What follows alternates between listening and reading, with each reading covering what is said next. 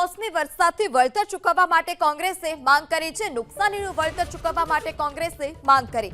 વિધાનસભામાં કોંગ્રેસના નેતા અમિત ચાવડાએ વળતર ચૂકવવા માંગ કરી છે।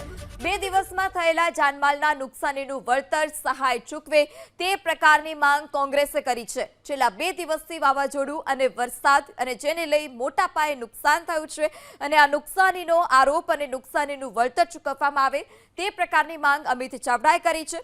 આગાહી હોવા છતાં સરકારે લોકોને માહિતગાર નથી કર્યા, જેને લઈ 14 લોકોના જીવ ગયા હોવાની પણ વાત અમિત ચાવડાએ કરી। ખેતી પાકમાં વરસાદ અને કરા પડવાથી ભારે નુકસાન છે। અનેક એપીએમસીમાં રાખેલો ખેડૂતોનો તૈયાર પાક બગડી ગયો છે। કેરી સહિત બાગાયતી પાકને પણ માવઠાની સૌથી વધુ અસર જોવા મળી। માવઠાથી તમામ પાકમાં નુકસાન છે। કુદરતી આફતમાં મૃત્યુ પામનાર પરિવારને 10 લાખની સહાયની પણ માંગ કરી છે। આ સાથે જ ઈજાગ્રસ્તોની સારવાર સરકારી ખર્ચે કરાવવામાં આવે તે પ્રકારની માંગ પણ અમિત ચાવડાએ કરી। ખેતી પાકોમાં નુકસાનીનો તાત્કાલિક સર્વે કરાવવા પણ અમિત ચાવડાએ માંગ કરી છે। ખેતી પાકને થયેલી નુકસાની માટે સ્પેશિયલ પેકેજ જાહેર કરવા માંગ। ખેતીમાં વ્યાપક નુકસાન થયું છે, ખેડૂતો પાયમાલ થયા છે। એવા તમામ વિસ્તારોમાં ખેતીના નુકસાનીનો સર્વે કરાવી અને એના માટે સ્પેશિયલ પેકેજ જાહેર કરવામાં આવે એવી માગણી કરીએ છીએ। અનેક જગ્યાએ માલ મિલકતોને પણ નુકસાન થયું છે, એનો પણ સર્વે થઈ જે લોકોને માલ મિલકતનું નુકસાન થયું છે એને પણ સહાય માટેની વ્યવસ્થા સરકાર કરે એવી માગણી કરીએ છીએ। આજે મુખ્યમંત્રીશ્રીને પત્ર પણ લખ્યો છે અને આ સહાય તાત્કાલિક મળે એવી માટે વિનંતી સાથે માગણી પણ કરી છે। પણ ગુજરાતમાં 2020થી પાક વીમા યોજના બંધ કરવામાં આવી છે।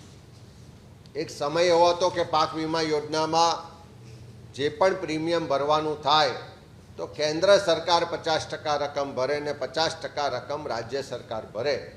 2020 પહેલાં જોઈએ તો દર વર્ષે 2000 કરોડ રૂપિયા કેન્દ્ર સરકાર પ્રીમિયમ પેટે આપતી, 2000 કરોડ રૂપિયા રાજ્ય સરકાર પ્રીમિયમ પેટે આપતી।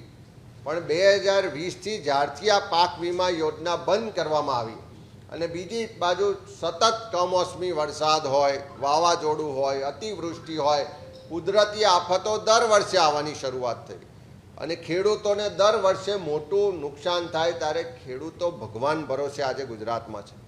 દર વર્ષે સરકાર નજીવું પેકેજ જાહેર કરી સહાય આપીની વાહવાહી કરે, પણ સાચા અર્થમાં ખેડૂતોને જે પાક વીમાનો લાભ મળવો જોઈએ એ મળતો નથી।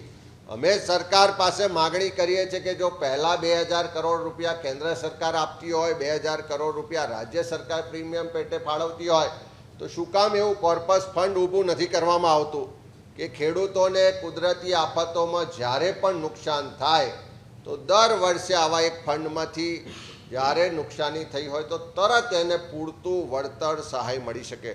ત્યારે સરકાર પાસે માગણી કરીએ છીએ રાજ્ય સરકાર પોતાની પાક વીમા યોજના તાત્કાલિક શરૂ કરે અથવા તાત્કાલિક ધોરણે કોર્પસ ફંડ ઊભું કરી અને આવી જ્યારે કુદરતી આફતો આવે ત્યારે ખેડૂતોને ભગવાન ભરોસે છોડવાને બદલે એને જેટલું નુકસાન થાય છે એનું નુકસાનનું વળતર મળી રહે એ માટે વ્યવસ્થા ઊભી કરે એવી માગણી કરીએ।